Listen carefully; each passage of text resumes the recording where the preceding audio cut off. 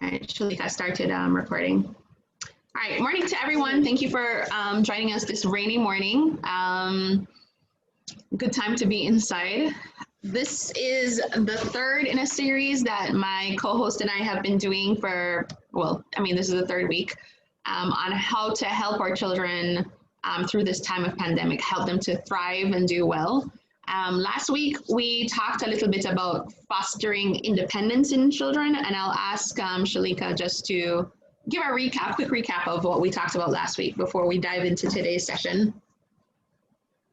All right, morning everyone. So last week, as Dr. Miller said, we were really looking at fostering independence in children. So we looked at that from the perspective where parents are like coaches, and removing the notion of what the label of parent means, because it means a lot of things to a lot of different people and it can be differing. But when you look at skill development, like as a coach, you know that coaches are on the sidelines, they're not in the game with the players, and they're just helping to foster an environment where skills can develop. So real quick, we looked at building confidence, personal responsibility, and self-management. And if you want any more information on this or the notes or the resources that were offered last week, you can just email us. You can send the email back to, just reply to the reminder email you got, and I can forward that information to you for you to get some more understanding of those concepts and building those skills. Great. So just for those who are joining us for the first time, my name is Dr. Shauna Miller. I'm a psychologist at Mico Care. And my co-presenter is Shalika Matthews, who's also a psychologist at Mico Care. Mico has been doing a number of series on how to support our kids behaviorally, academically, emotionally. And I think a common theme for a lot of the presentations is about the importance of how we as adults need to model the behaviors that we want to see in our children, model what we want them to do. And that's really the focus for today's session as we talk about how to help our children be emotionally resilient. Okay, good. The slide wasn't moving for a second a while ago. Yeah, how we can help our children be emotionally resilient. And I think more so than in any other area, we really need to be able to model how to cope in healthy ways for our children to be able to show that for themselves, even more so than in any other area. A lot of times when we work with children who might worry a lot or they're often angry, parents themselves, those parents tend to be worrying or get angry easily because children very much practice what they see their parents doing. So if you tend to overthink things and like, you know, just kind of worry a lot, then that's what your children see and that's how they will learn to respond to situations. So the focus for this week is really figuring out how we ourselves can handle our emotions in a healthy and positive growth-oriented way, and so that our children see that and we can model for them and help them also to deal with their emotions in a really healthy way. There are three things that I want to cover in this session. The first is that recognizing how we feel is a very important part of learning how to cope. So we'll talk a little bit about how we can understand how we're feeling and all the things that are in the background that's influencing what we're doing. I'll also talk about thinking patterns, because very much how we perceive situations is very much a part of how we end up reacting, right? So it's all about how we view things. And then finally, I'll talk about how we can make healthy decisions. So, you know, we'll talk about how we feel, how we think about situations, and then how we can make actions that are helpful. First, I want to start off by just throwing this question out there about how do you know when you are stressed out? How do you know? What is that clue for you that you know that you're stressed? You can either talk into them, unmute and talk, or you can write a response in the chat, but just think about this. How do you know when you are stressed? What is the clue for you that you are stressed out?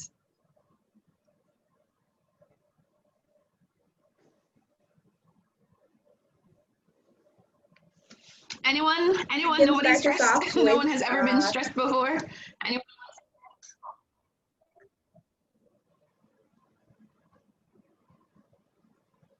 I'm sorry, Shalika, you were saying something? All right, I'm gonna apologize right now just because there's a tad bit of a delay in terms of how the audio is coming through, so apologies for that technical challenge. But in terms of just offering up some feedback on stress, personally, I get very tense, like my neck gets very tense. So I feel tension in my body when I'm stressed out. Anyone else? I'm monitoring the chat so I can read it out for you. I'm sending again to all of you. They are in meeting right now. I'm going to ask you for the last time.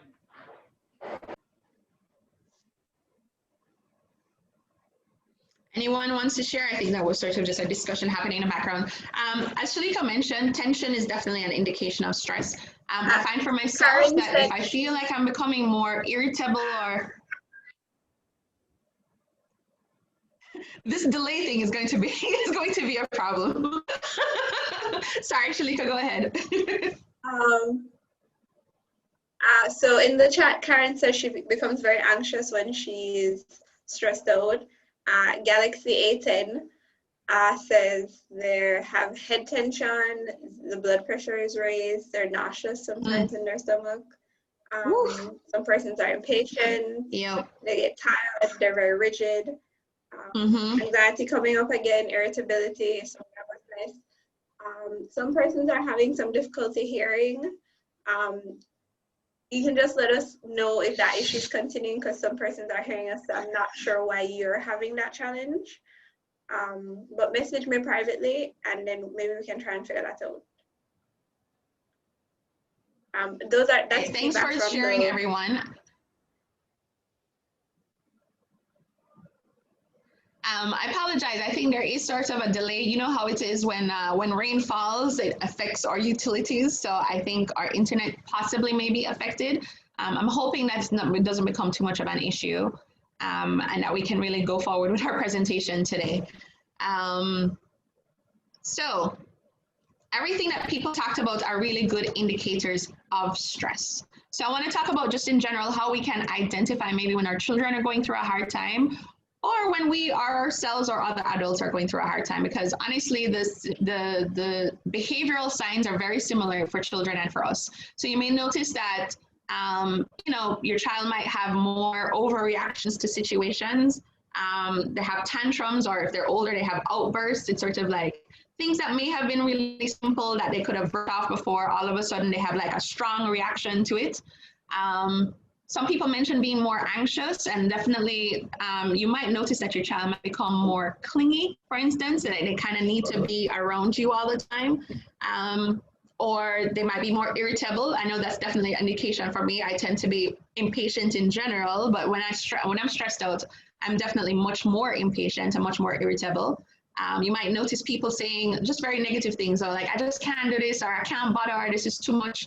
If they're kind of making statements that are very negative, it could be an indication that there's an ongoing problem or a challenge or a stressor that's affecting them.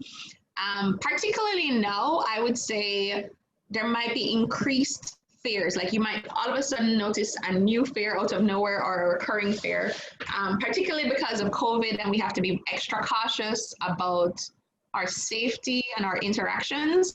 Honestly, some people might become more fearful, and you might notice your child become very hesitant about interacting with anyone at all, or being very extra careful about their health, because again of this worry of this thing that might happen. So you might notice new fears.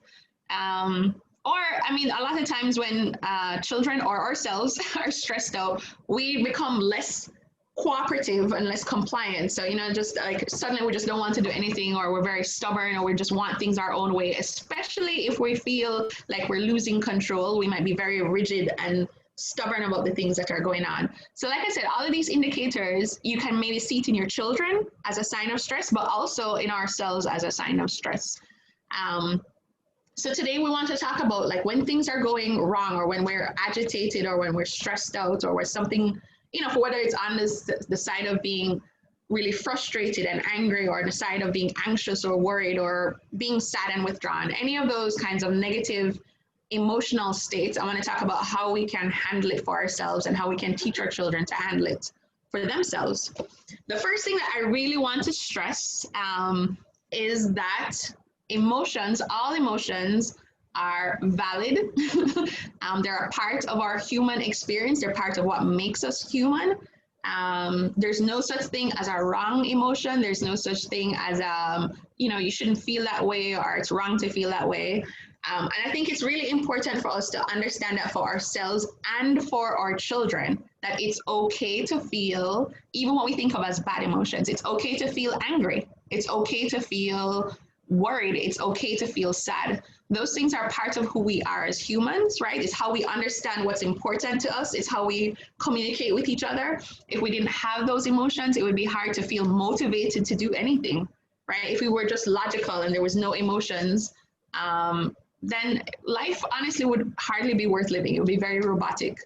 So our emotions are important, even the ones that are unpleasant. Sometimes when we're sad, it's an indication of something that we're missing or something that we wish we had. And so it helps you to see what is valuable to you. Sometimes when we're worried, of course, it's pointing to something that we need to pay attention to. Maybe we're worried about a test because it's important, or we're worried about a decision because it's important. So worrying is a very much a part of helping you to understand what you might need to do. And when we're angry, so a lot of times it's because we think of something that's unfair, or something that, we felt like we weren't heard, or something that didn't go the way we wanted it to go. So again, it's important to acknowledge that those feelings are okay.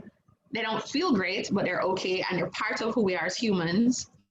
At the same time, we must acknowledge how we feel, but we don't always want to act on how we feel, right? Alone. We need to balance that with more objective things. So yes, we want to recognize that I was angry about this situation, or I'm really sad about this, or I'm really worried about this. And those things are okay. But also in terms of how we act, we have to balance that with, well, what is actually going on, or what is some of the reality that we have to balance our emotions with. So balance is key so that we can make very wise decisions about how we handle our emotions. So we want to think about how we feel, but we also want to think about what is true and what is best, and think through some options very logically as well. So we can combine those things to make wise decisions. So the first thing that I said I wanted to talk about is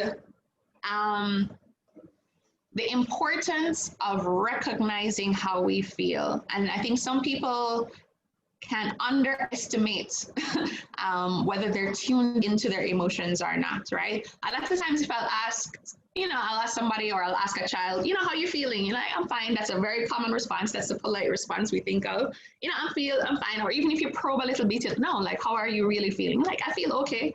I feel normal. I'm just tired. Tired is not an emotion, I should say, but that's a common response to how you feel. I'm tired. I'm upset.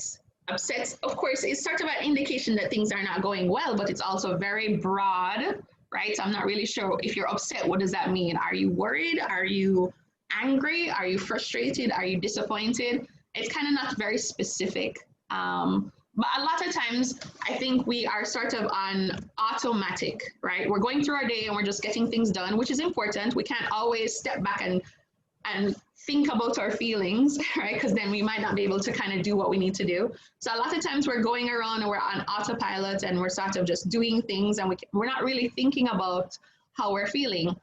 At the same time, some of the things that we are doing are being influenced by how we feel. So even though we're not thinking about it, we might say something to somebody, or we might end up doing something, or we're avoiding something altogether. There's lots of things that we do that are affected by how we're feeling, but we're not connected to how we're feeling. So there might be a lot of things that are influencing what we're actually doing.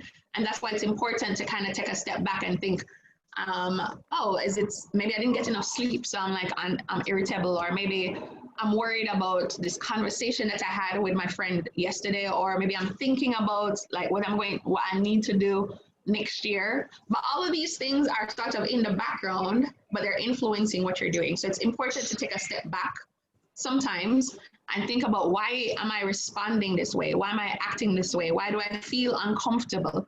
Why did I just yell at my partner or my child? Like, what is really going on? Is it about what they actually did?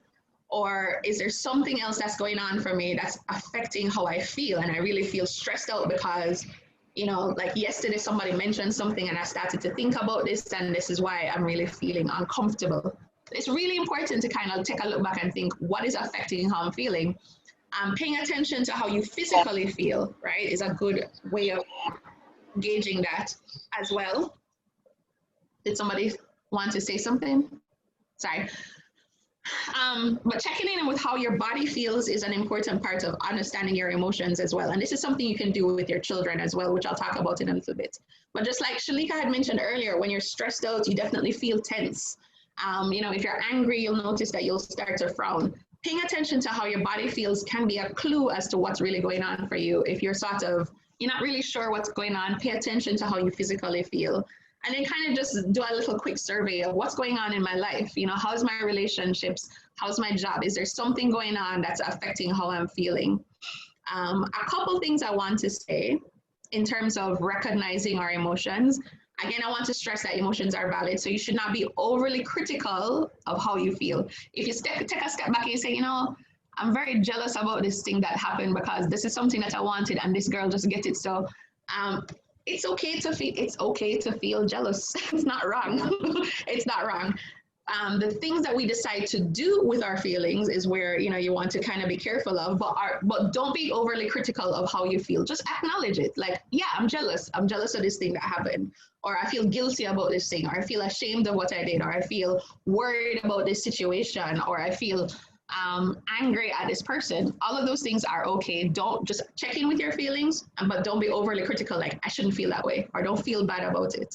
And that's something that you really want to communicate to our children as well, that they need to understand how they're feeling, because we can't take the next step of dealing with our feelings until we understand what's really going on internally. So don't be overly critical. Don't say, oh, you shouldn't feel bad. You have nothing to feel sad about. It's okay to feel sad. The next step also of recognizing our feelings is our ability to share that with other people, which is definitely can be very challenging if that's not something that you're used to doing.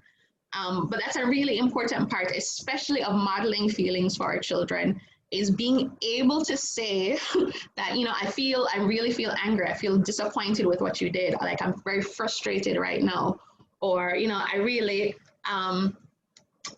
really appreciate you, or I trust you, or, you know, like saying even positive feelings. Sometimes we have a hard time with that. So being able to share with other people how you feel is a really helpful step in being able to understand your own emotions.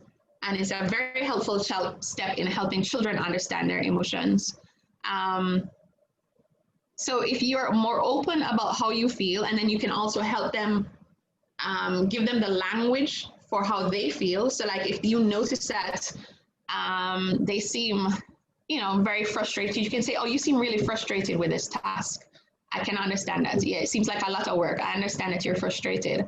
So if they don't have the language, especially as they're younger, honestly, it's really good just to label what's going on for them. Like, oh, you seem really sad that we had to leave that party. Yeah, I know sometimes, you know, I know that you wish that you were there. That's okay. So just acknowledging how they feel is helpful, acknowledging how you feel, or even pointing it out in other people, like, oh, that man seemed very angry. I see that he's like yelling and he seems like he's waving his hands. He seems really, really angry. So that's a really good tool for helping children being able to connect with feelings and understanding emotions for themselves. Another way of doing that with children, these are some illustrations sometimes I'll use with kids, is really pointing out physically what happens when you're angry or when you're scared. I'm pointing out, like, yes, you feel like your muscles feel tense, or your heart is beating really fast, or your head feel like it's tearing off, or, you know, like just pointing out like those physical sensations is a clue for how you're feeling. And this is really helpful for children who are struggling with a lot of negative emotions, because sometimes they're not even sure what's going on. So you really want to help them to reflect and say, oh, yes, when I start to feel this feeling in my stomach, that tells me that I'm worried. And so that helps them to say, okay, I'm worried. What am I worried about? Right? Kind of focus on like, what's going on? Why am I feeling this way? Another tool which I think we'll be sending as part of the resources is talking about feelings charts with children. There's lots of examples online, but again, you can sort of go through like the variety of emotions. And so it's not just about happy and sad and angry. There's lots of things that we feel as humans, and just again connecting how that physically feels. I mean, honestly, the human physical responses are pretty much the same. Like we all, if we feel disgusted at something, we all like have that turn up nose that we do. So again, just connecting physical feelings to emotional labels is helpful for children. So the next thing that I want to talk about, so we talked about the importance of recognizing feelings, just being able to connect to how you feel. Another thing that's important is understanding how we view situations affects very much how we feel about a situation. So sometimes I'll show a picture to a child and say, okay, what's going on in this picture? Tell me what's happening. And they may say, yeah, okay, you know, it seems like this lady is maybe comforting this child, or maybe she's, you know, providing some sort of support, or maybe she could be lecturing him about something, right? We don't really know. Or he could be seeing it as a positive thing. He seems like he's smiling, or maybe he could be making fun of her. He's like, what is this woman really saying to me? But there's a number of ways. The picture could be seen in a number of ways. And what I often find is when I ask children to tell me what's going on, they get very stuck on the first thing that they see. So however they saw it first, that's what they said. No, that's what the situation is. And if I ask them to say, well, tell me something else that could be going on, it's hard for them to kind of think about it in a different way. And this is what happens for us a lot of the times. How we view what happened very much influence how we feel about the situation. I'll give you an example. For example, if say somebody come into work and they didn't say good morning, they just walk and gone. Now you could say to yourself, oh, wow, they didn't say good morning. I mean, maybe there's something going on, you know, like maybe there's a lot going on in their life. I hope they're okay. Now, if you think of it that way, of course, you're going to be concerned, you know what I mean? You're not taking it to heart or anything. Now, same situation, a person walks in and don't walk in, don't say good morning, and you think to yourself, my God, this woman hate me or something? She spite me? So you could be thinking like, she intentionally didn't say good morning to me. And then in that way that you would take it really personal, and you think, oh, well, I'm not going to help her when she asks me for something, basically. So, but the same situation, but how we have decided to think about it affects how we feel about the situation, right? It affects our mood. And that's, I mean, it's not always that straightforward, but that idea of our thoughts or how we think about a situation affects how we feel about the situation, and then influences what we end up doing. Because if you are concerned about them, maybe you would have checked in later and say, is everything all right? Because we thought, oh, something's going on for them, so I feel concerned, let me check in with them. But if you thought, yo, she's being spiteful and bad mind, then you would you become upset about the relationship, and then you would just maybe you might not be as helpful as you wanted them to be. So again, this idea that how we think about a situation is really important. And sometimes we get into patterns of thinking that can be very unhelpful for how we deal with situations. I'll give you a couple examples, but there's a number of ways that we can get into very unhelpful thinking patterns. We might be the kind of person that we only see the negative, right? There's a lot of things going on, lots of things happening, but somehow we only focus on the negative. The other day, because CSEC results came out, I know a friend of mine, her daughter got 6 1s, a 2 and a 3. And the child was very, very, very upset and crying, very, very upset and crying because of the 2 and the 3. So you can have that perspective where it's so hard for you to focus on the good things that have happened, but somehow you only see the bad things that have happened. And that could be a pattern that influences your feelings a lot of the times. Another pattern that might happen is that you might jump to the worst case scenario, right? Oh, that person didn't call me back. Maybe they're laying on the floor dead. Or especially with COVID, you know, you might have a cough and then all of a sudden you're making funeral arrangements, right? You might just jump to the worst case interpretation of what's really happening and gone like 10 steps ahead and think of the worst possible thing. Or you might be the kind of person that we call this fortune telling, is like you predict what's going to happen and it's never a good prediction. It's like, I'm not even going to bother with that, because if I do this, then this is going to happen. Or if I go here, this is going to happen. It's always something terrible, right? But you making this prediction of like, no, this is not going to turn out good. And so you've just decided that you're not even going to do what you had planned to do or thought of doing.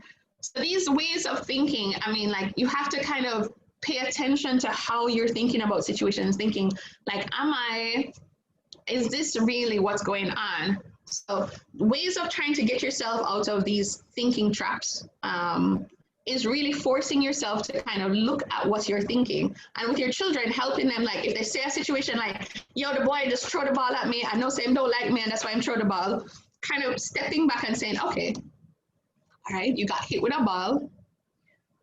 Tell me what else could have been happening. What else, maybe tell me something else that might have been it, right? So it's this practice of learning to say, what else could have been the reason for the situation that occurred? There's the situation itself, but maybe there's another interpretation, and trying to practice for yourself and helping your children practice, well, what is another way to see it? I'm not sure. I mean, the first interpretation might be right, but this helpful to go through the practice of thinking about things in a different way, to say that maybe is a different interpretation. How do you know that you're right about what you said? Is there any evidence to support what you said? Like, how do you know that you're even right? How do you know your interpretation is right? And am I kind of making this too much of a big deal? I mean, especially thinking like, looking at how the situation that might be upsetting or distressing for you, thinking about like, is this going to matter next year? Is this going to matter 10 years from now? Am I making this too much of a big deal? One of the things that I find to be very helpful for children, especially if you're the type of person or your child is the type of person that is very negative and harsh towards themselves, like, I didn't get an A, so therefore I'm a failure, or, I'm really struggling with this, therefore I'm a bad person, or, like, I forgot to do this thing, so I must be the worst person ever. Like that kind of a harsh thinking for yourself, or thinking for your child, thinking for themselves. It's helpful sometimes to say, well, if this was your friend, if this happened for your friend, what would you say to your friend, right? If your friend was the one who did this, or your friend never get an A, or your friend whatever, what would you say to your friend? If your friend was saying the same thing, like, I'm a failure, or I'm a bad person, I'm the worst person, what would you say to your friend? Because sometimes it's hard for us we're so harsh and critical of ourselves, right?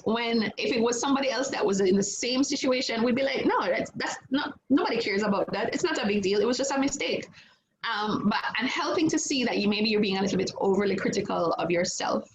So there are a number of different ways of trying to figure out, like, how am I viewing this situation and how is it affecting what I'm doing, that can really help with your emotions, right? I'm feeling sad because I've chosen to see the situation this way, but maybe that's not the best way to see it, and there's a next way that I could look at it. So the third thing that I want to talk about, is the actions that we can choose in light of how we feel, right? So there's this idea that sometimes, like I said in the beginning, sometimes we're not very conscious of how we're feeling, and we're reacting to how we're feeling, but we don't even know. So we might be stressed out about something, and we're very irritable with people, or we might be really worried about something, and so we've started to avoid this situation altogether. I call those emotionally driven behaviors, and especially if you're not even sure of what's going on, why, like, it's sort of like you're being driven to act in a certain way because of how you feel, and you're not really thinking about it. And we want to get away from that and actually make a decision about how we act despite how we feel. And there's a couple of different ways that I want to think about this.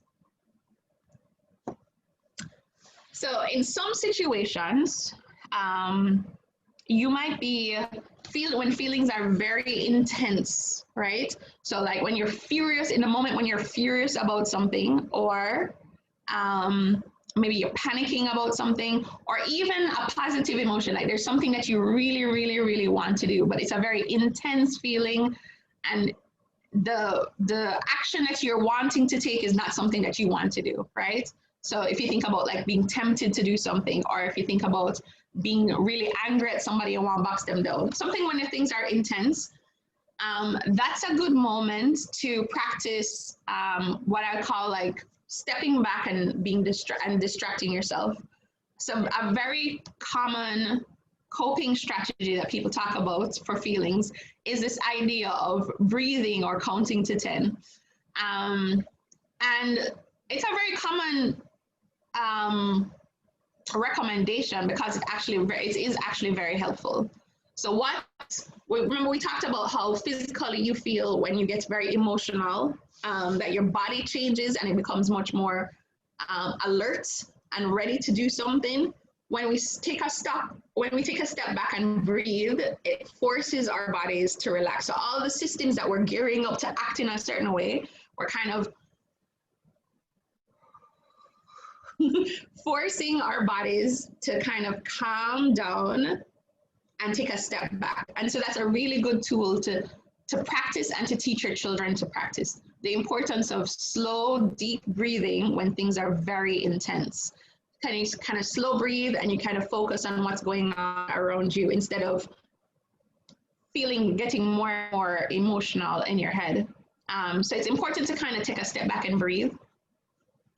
Acknowledge how you feel, right? So you want to like pay attention to like, I'm getting really, really angry right now. I can see that. I feel like I want to hit this person. I'm really upset. I'm really angry.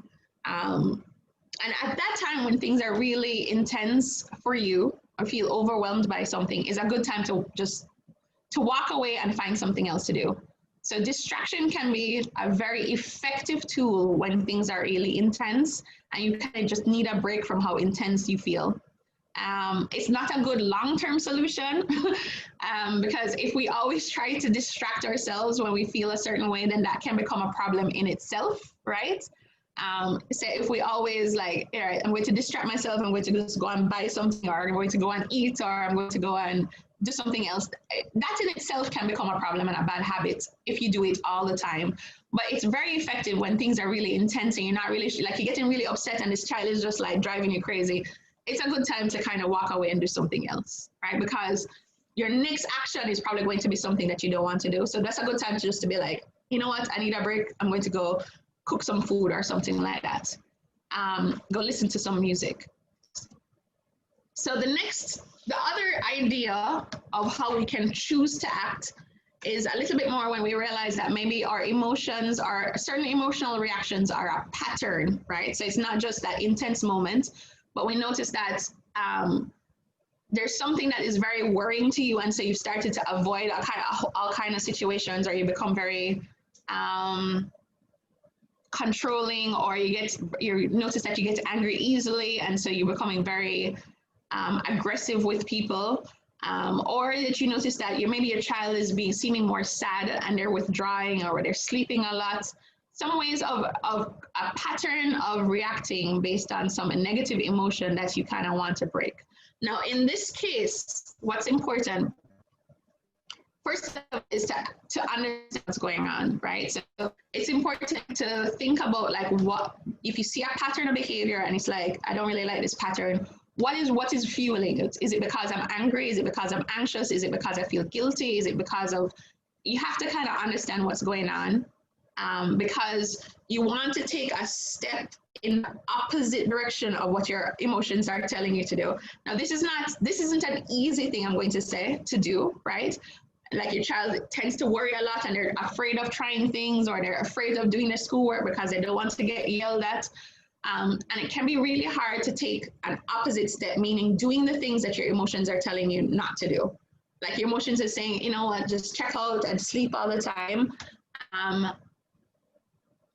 But you really want to be able to kind of take a step in the opposite direction. So what I mean is, like, sometimes, for example, the sleeping example, a lot of times when we act with our emotions, it makes things worse, right? I'm worried about this test, so it's too much, and I feel like I'm going to fail, so I'm just going to play games all day, right? Now that's a reaction to your fear, but the action that you've chosen has made things worse, because after you finish playing games, you still have this test that you're worried about.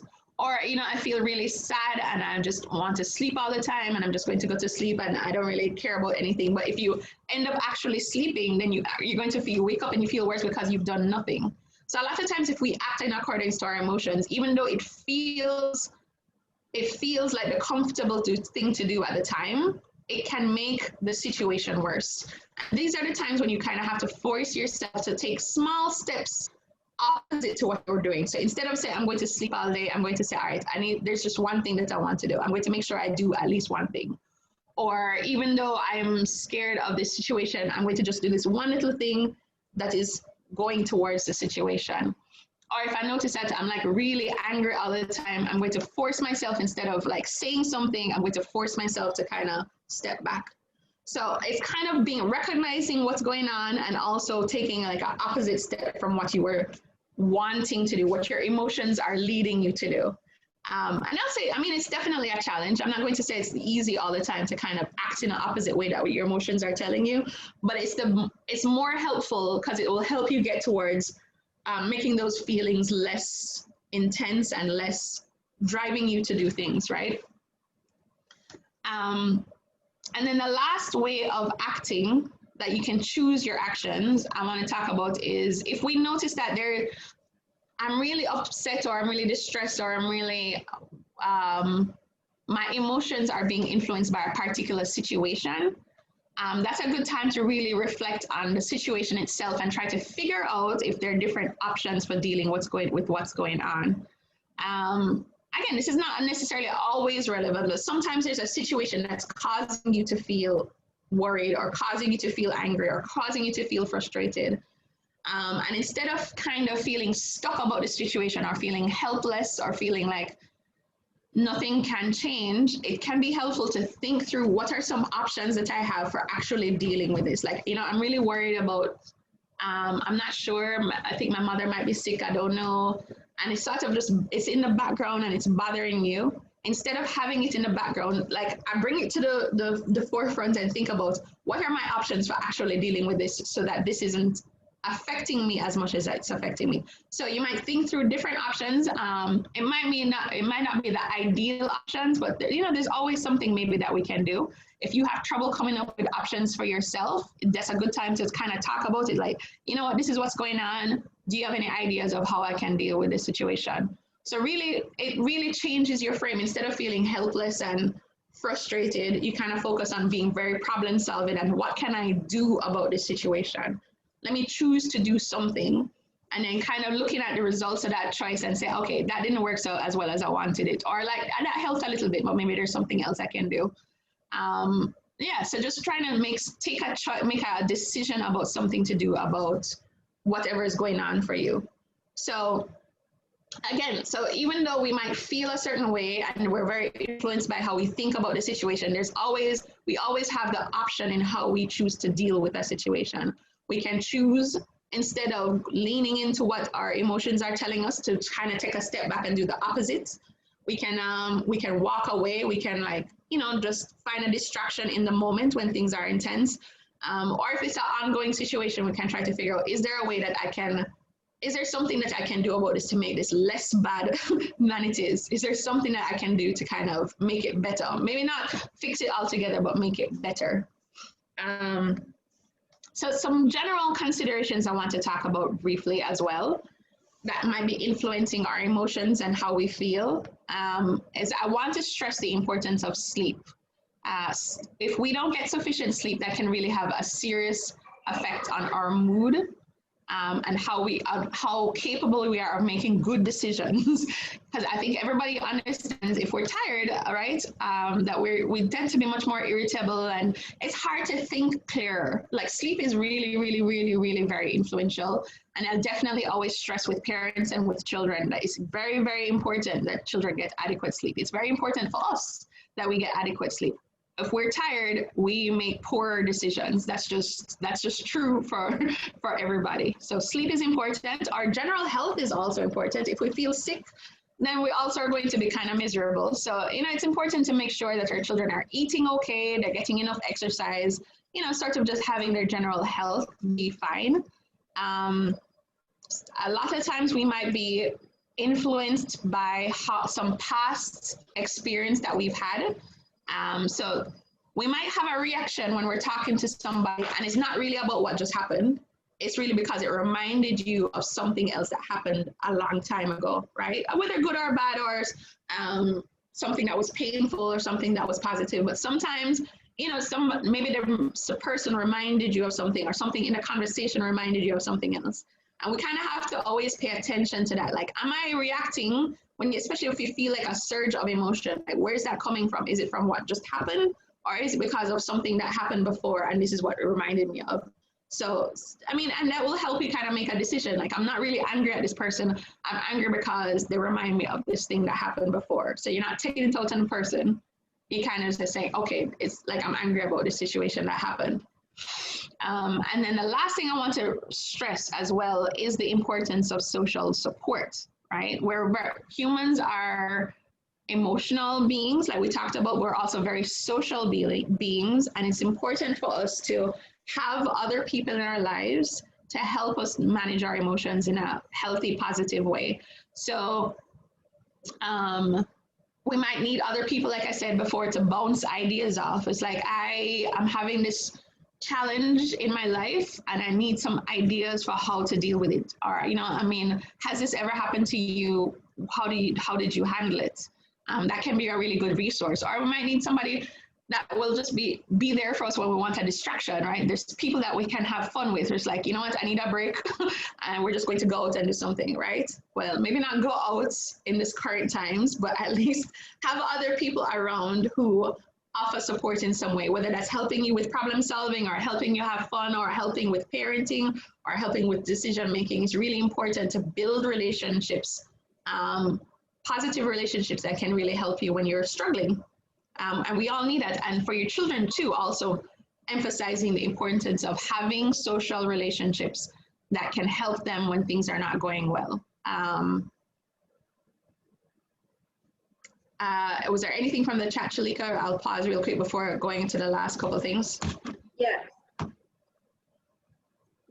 In terms of, so let's do social support first, because someone asked about being an introvert and how that can sometimes be challenging for them to open up and ask for social support. So what are ways that they can overcome that is one of the questions. Right. I mean, yeah, definitely. There are a number of reasons that might make it a little bit difficult for us to have solid friendships. And part of that is being an introvert. Or if you're, again, when I talked earlier about not being, it's hard for people to be open, especially about emotions. It can be a challenge if that's not what you're used to. What I would say is that relationships are important and they do take some time to build. And it's important to find people that you feel that you can trust, because you don't want to build relationships with any and everybody. So it does require a little bit of patience, because it takes a little bit of time, particularly if you're an introvert. It can be even more of a challenge. I'd say, like, look at places where you,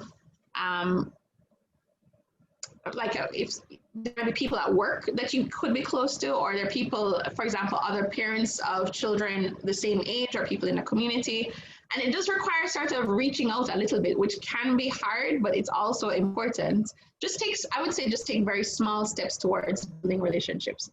Hang out with people hang out with people. Right, and you have to remember that even as an introvert, it just means that you don't thrive on social and external interactions. It doesn't mean that you don't also benefit from the company of a select small few persons. So a lot of the challenges in terms of asking for social support is that risk of vulnerability that happens when, you know, you have to admit that you need help, and sometimes it feels like you're not doing your best or you're a failure if you have to ask for help, and it's not that.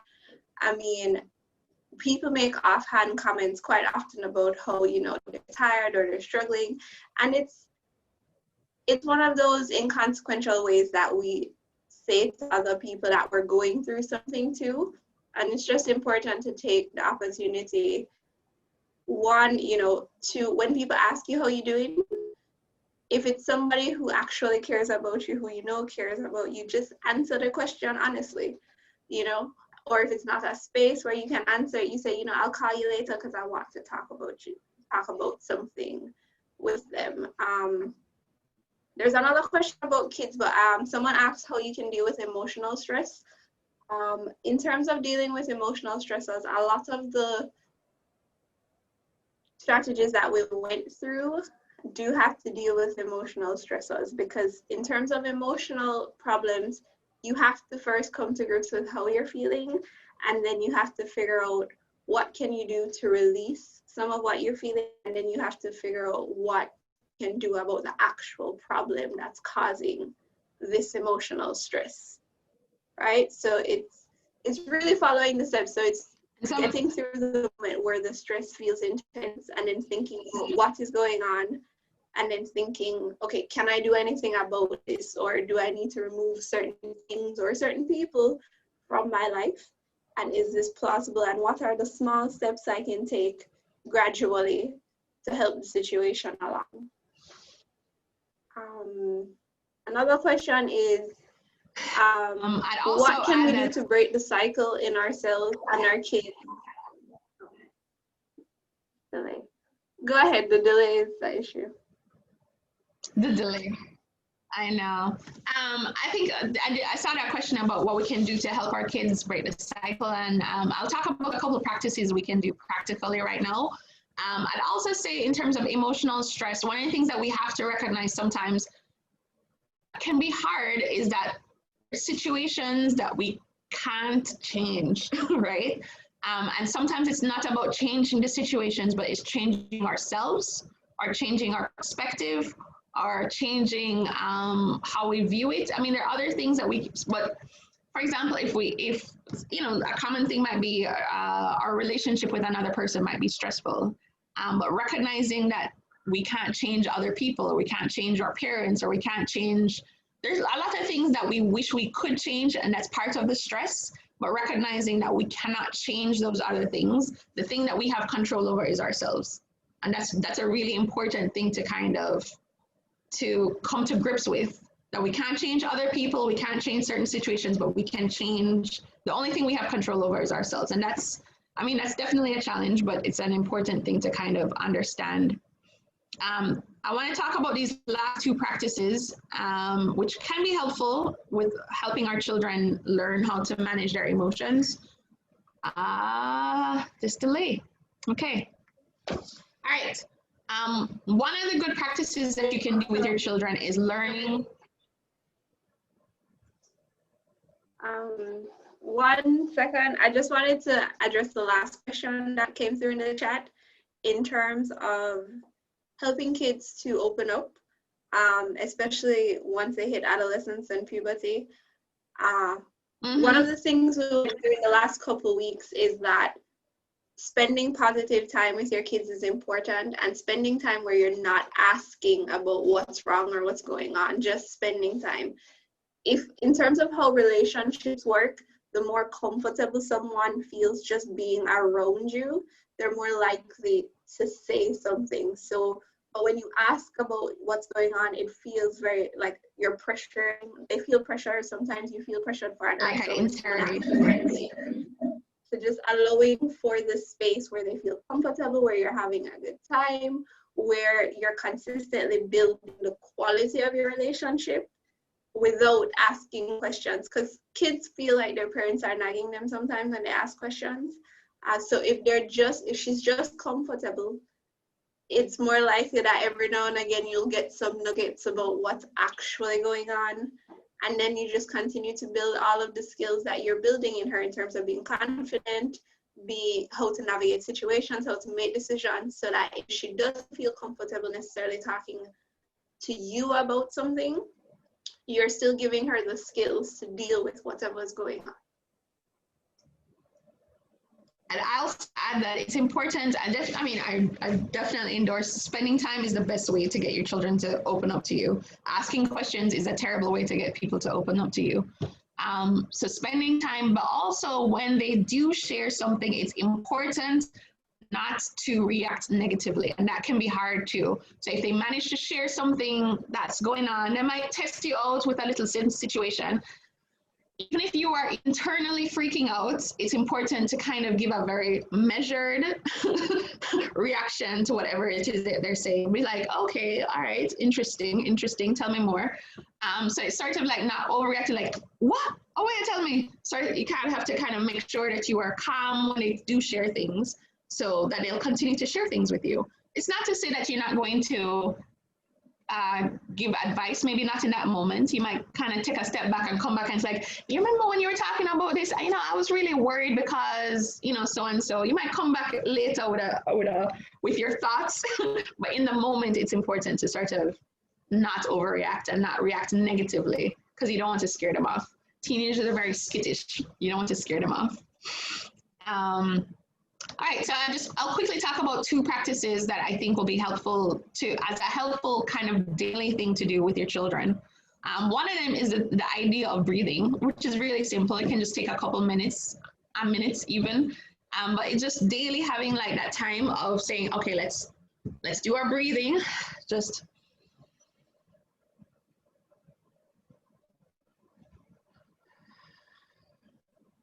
it's very helpful. It's very helpful for all of us, and it's a helpful thing that you can do with your children. The other idea is sort of, again, helping them to focus on what's actually happening now when things are intense. So kind of going through like, what are 5 things that you can see? What are 4 things you can feel? What are things that you can hear around you? This practice is really just to help, like in the moments when things are intense, I said, it's really helpful to kind of focus on your breathing and focus on what's actually happening. And those habits are really helpful in learning how to deal with your emotions and not getting too carried away when things are intense. The other thing that I want to talk about is a daily practice of gratitude. This can be a very, very helpful way of learning to see more of the positive instead of focusing on the negative. So you can do it in journal form, or you can do it as a gratitude jar. But the idea is just at the end of the day to say, all right, what are 3 things that you're thankful for today? What is something that you are appreciated, that you liked that happened, something positive, and you can just write it down in the family journal. Everybody talks about it, everybody shares something, you write it down, or you can write it on pieces of paper and put it in a jar. But this, I mean, honestly, it's a very helpful tool in helping you to constantly think, okay, there's a lot of stress going on, but actually there are these things that are good as well. And you can go back to it a few months later and kind of pull out some things and say, oh, right, yeah, I remember that day. I really loved going to the beach with my friends. Of course, that's an example for me. But yeah, this idea of practicing gratitude is very, very effective. Lots of research has shown it's a very effective tool in helping us to reframe our minds to focus more on positive things that are happening for us instead of, focusing on the stress that might be going on. Okay, so in the chat, Marcia is asking how we calm down the social child who thrives off of being around persons in the time of COVID. I understand that child. I am that child. I completely understand. I love people. I love going out. Depending on your access to things, there are a lot of, and the age of the child as well. There are a lot of things that can be done. So if your child is like preteen to teenagers, there are different things like you can talk to the parents, and you can host, or they can host, like, online games nights where they play different online games and they talk to each other on the internet. It's not the same. It really isn't the same, but it fills the void a little bit in terms of seeing your friends. You get to see people's faces. You can encourage them to have WhatsApp groups. No, you want to be near enough to know that they're supervised and they're not talking about anything untoward, but give them their space to just interact. You can go out. We just have to be very mindful when we're going out and where we're going. Don't want to be places with too many people, but I encourage, safe excursions, times that are not high traffic times, places that are not high traffic, and just sitting and having a moment outside and embracing nature. So you still get the sense of going somewhere and doing something and doing it with your family, and as well as just having game sessions through the computer, where you can interact. Or if they're interacting with like one or two persons, ensuring that, you know, there's a sanitation protocol, they have their mask, but they're in the same space and they can talk. That you might have to watch a little bit more, because adults don't like masks, kids don't like masks. So you might have to monitor them a little bit more if you're taking the step to have anybody in their space. But right now, it's really just a lot of online interaction that will be helpful in terms of filling the social void that's happening. Oh, there are things to be thankful for the gratitude jar and your 8-year-old refusing to put anything. That requires a lot of, you know, reframing the perspective. I do understand it in terms of, you know, school, I can't go school, I can't go out, I can't do this. So there's a lot of focus on the frustration of COVID, and we have to reframe for them that, you know, there's food in the house, there's internet, or whatever it is that, you know, is going well. You can supply some answers, and maybe not, don't force them, you know, with the gratitude jar, because it is not supposed to be a chore, but encourage them or point out different things to them on a daily basis when you're doing, you know, I'm thankful for the time we get to spend together. I saw that you did X, Y, or Z, you know, that could be something you're thankful for. Just supplying answers and supplying positive notations may help them get to a place where they're more able to recognize that, you know, it's not all bad. I don't know if I know we had talked about helping teenagers or preteens. I saw from A. Johnson that her daughter is shutting down, which absolutely happens. And we have to also recognize that adolescence is a tricky time, because it is when we as individuals assert more of our independence, and we're more independent from our parents. And it's very different from childhood when, you know, we were more dependent on our parents. And it can be hard to see that independence and deal with it. But like, as we had mentioned earlier, like, honestly, the best way of trying to figure out how to get her to open up is to spend more time with her, doing things that she likes to do. And it can be difficult, especially for teenagers who are like, I don't want to do anything. And you have to also monitor if maybe she's going through a more serious emotional time, meaning that maybe she is more sad and withdrawn than typical, and maybe you need outside help in addition to just trying to check in with her and help her to be more open up. You might need to seek out additional help if you really feel like it's a serious problem and she's really spending a lot of time in her room and seeming more withdrawn or seeming more sad.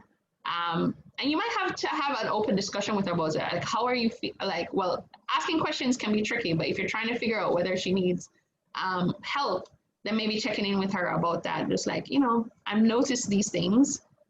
Is there something going on? Would it be helpful to talk to somebody else, you know? Anybody else have any questions about anything in the discussion or anything going on that we can help think through?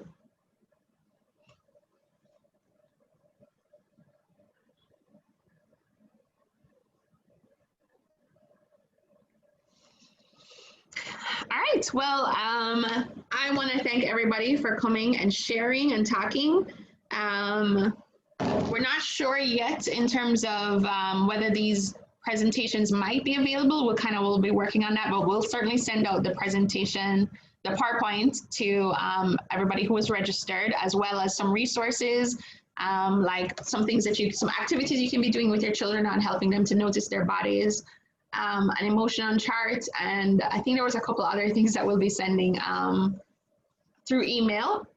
And then we were going to have another session next week, but we've moved it. I moved the topic, so we're going to be meeting on Friday. If anybody wants to join us, talking specifically about how to handle frustration when things are going wrong at home, especially, you know, if our children are behaving in a way that we don't want, or we feel like they're not putting in the effort that they should be putting in, or just how we handle the frustration and being able to manage that frustration in a way that really helps the relationship at home and helps our children, instead of having it become a negative cycle where things kind of are getting more and more wrong. So we'll be talking about that next Friday, I think at 2 o'clock. So look out for that, and you can register for that as well. Yes, Shalika? All the links are updated for the upcoming session. So if you register for any sessions that we have, you should be able, outside of the session for this Friday, you will get the link once you register. And then as per usual, you'll get a reminder about the session the day before and the day of the session. So that's it for us. Thank you so much for coming again. Yes. We appreciate it. We'll see you next week. Right. Bye, everyone.